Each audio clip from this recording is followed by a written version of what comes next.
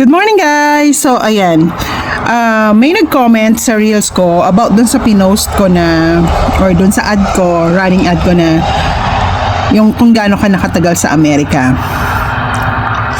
Okay, so being an immigrant, of course, iba-iba tayong timeline. Dito, yung iba nandito na since they were kids.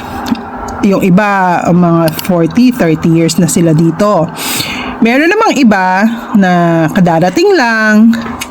And nabanggit ko nga na ako more than 10 years na dito, which is ganun lang pala kabilis ang panahon na isipin mo 10 years. Then the question is, anong nagbago, di ba? And then sabi, pagod ka na, 10 years ka pa lang. So, that's not the point. And also, hindi ko sinabing pagod ako. Kasi, ang point ng ad na yon is for you to realize na, kasi ganun ang na-realize ko na sa 10 years may nabago ba? Sa person, may kanya-kanya tayong, anong tawag doon? May kanya-kanya tayong expectation, may kanya-kanya tayong gusto sa buhay. So, what I'm saying is that there's a better way. Instead of working 40 years, why not do a side hustle business like what I'm doing right now? Para hindi mo kailangang mag-work ng 40 years.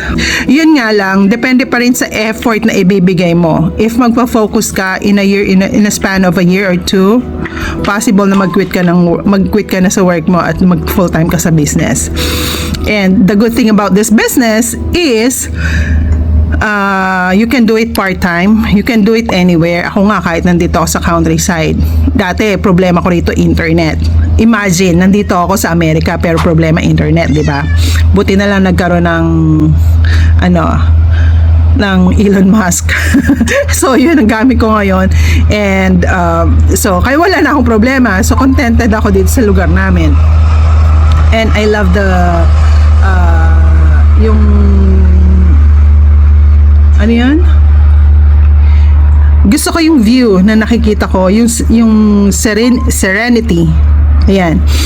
Gusto ko yung nakikita ko pagising ko sa umaga, tahimik, hindi ka magkukumahog.